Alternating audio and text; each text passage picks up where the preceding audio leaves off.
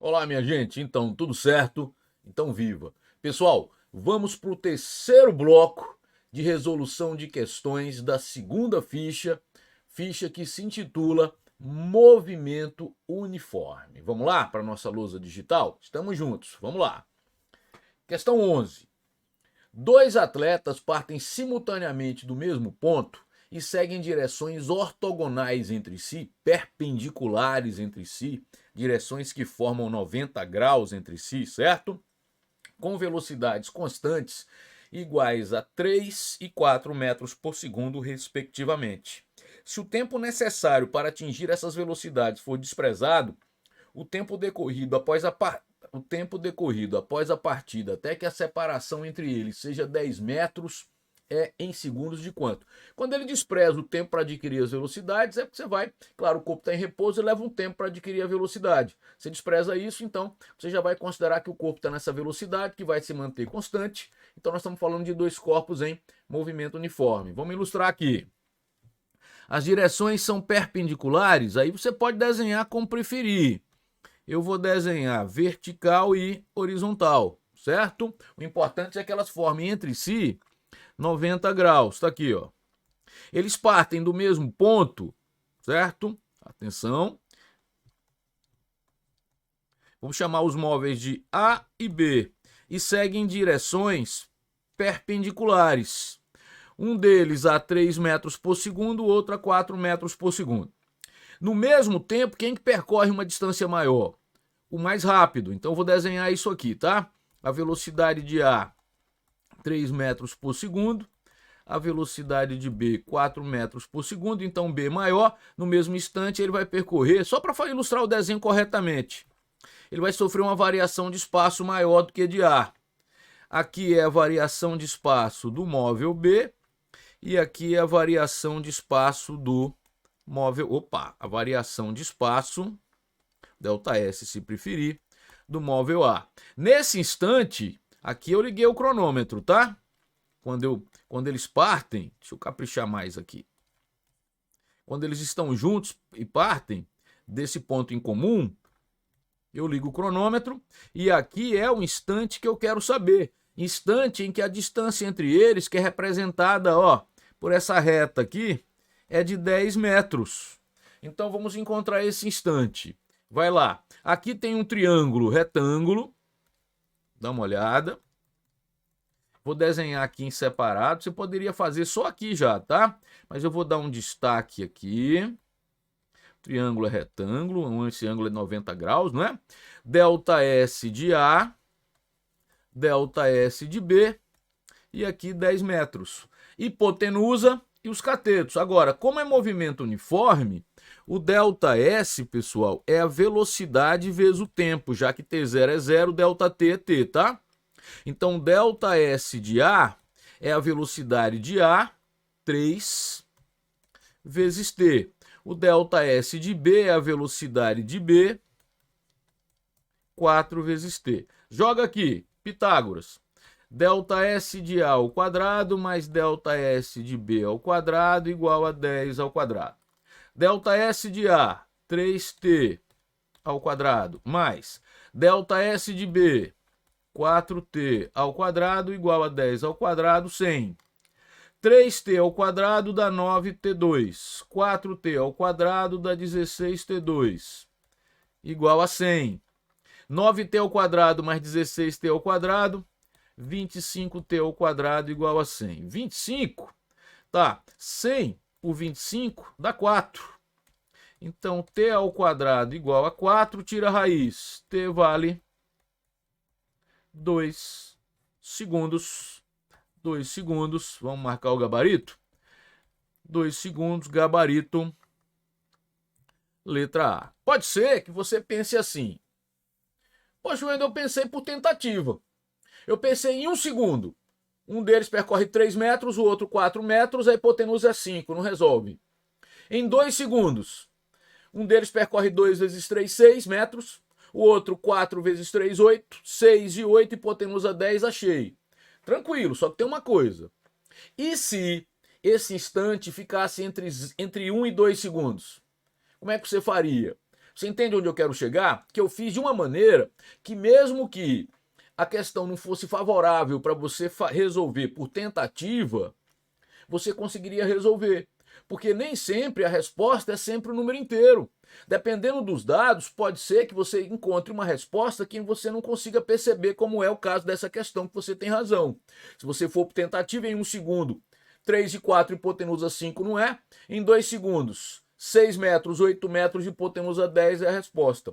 Mas aquilo que eu falo, se as velocidades fossem diferentes e a resposta ficasse entre 1 e 2 segundos ou entre 2 e 3 segundos, você só conseguiria fazer desse jeito. Por isso que eu preferi fazer de uma maneira que você consiga resolver independentemente dos dados, ok? Muito bem, entendido? Vamos para a próxima questão.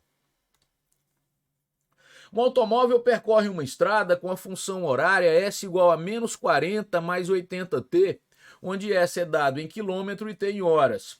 O automóvel passa pelo marco zero da trajetória, pelo quilômetro zero após. É muito simples essa, é só para não deixar de fazer uma questão sobre equação horária. Bem fácil mesmo, tá? Então S é menos 40 mais 80t com espaço em quilômetros e o tempo em horas. O instante em que ele passa pelo quilômetro zero é só jogar zero aqui. Zero igual a menos 40 mais 8t, bem simples a questão, tá? Passa para o outro lado. 80t igual a 40, t 40 por 80, então t meia hora. Bem simples, apenas para você fazer uma questão treinando essa história de passar pela origem da trajetória. Meia hora, gabarito, letra C. Bem simples, ok? Muito bem, vamos para a próxima. Os fenômenos relâmpago e trovão ocorrem simultaneamente, porém um relógio registra 10 segundos de diferença entre a chegada dos dois eventos.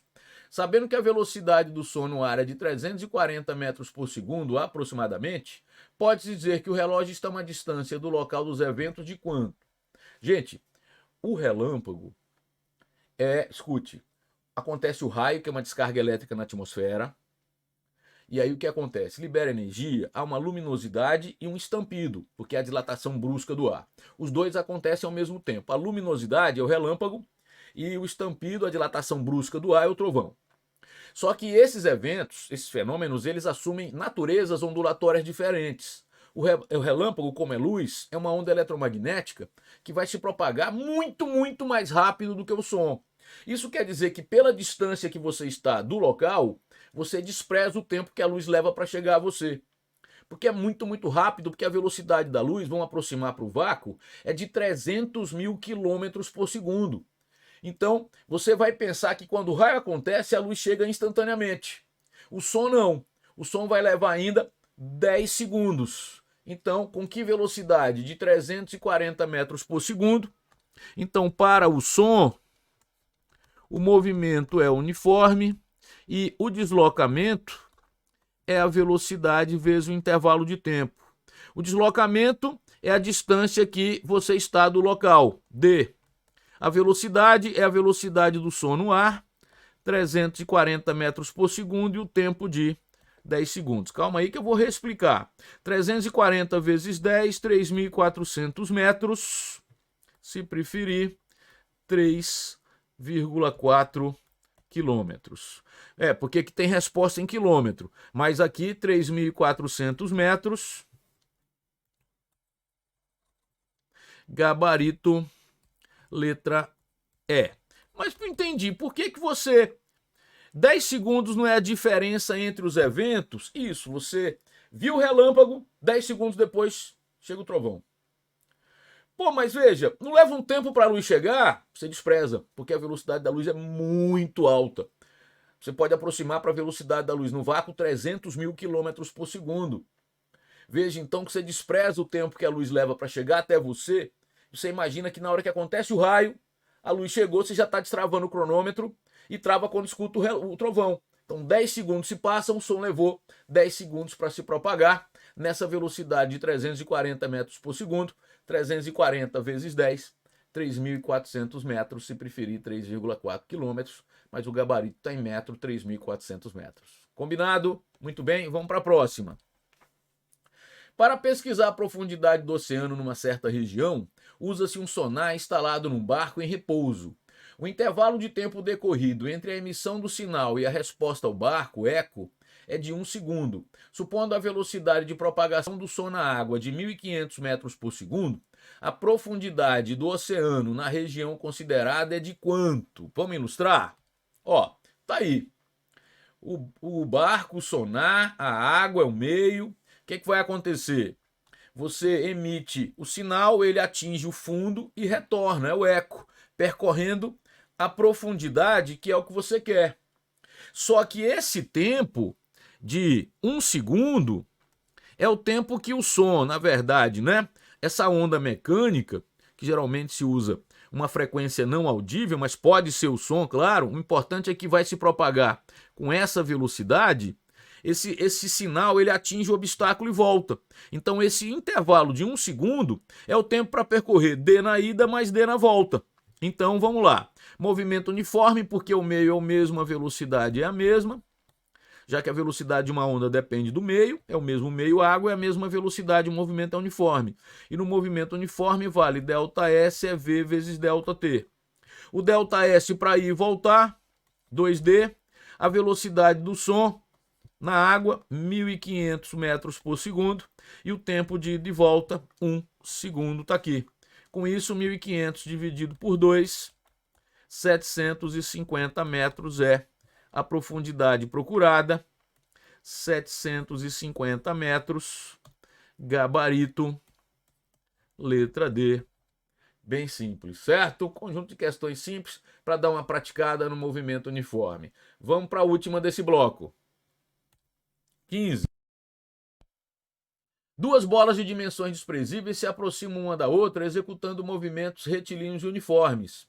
Sabendo-se que as bolas possuem velocidades de 2 e 3 metros por segundo, no instante t igual a zero, a distância entre elas é de 15 metros. Podemos afirmar que o instante da colisão é de quanto? Tá, olha, eu tenho uma proposta para você. Eu vou resolver primeiro pela equação horária, para a gente treinar. E depois eu vou usar o movimento relativo, que é bem mais simples, certo? Vou resolver duas vezes. Pela equação horária, o que eu vou fazer? Eu vou orientar a trajetória para a direita, tá aqui. A trajetória vai estar em metros. E vou convencionar que a origem é aqui. Logo, essa posição vai ficar 15 metros, certo? Esse cara aqui é A, esse é B.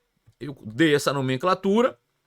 Essa é a fotografia do instante inicial, certo? Agora, cuidado, por quê? Porque a velocidade de A é positiva porque está a favor da trajetória. Deixa eu colocar assim, ó.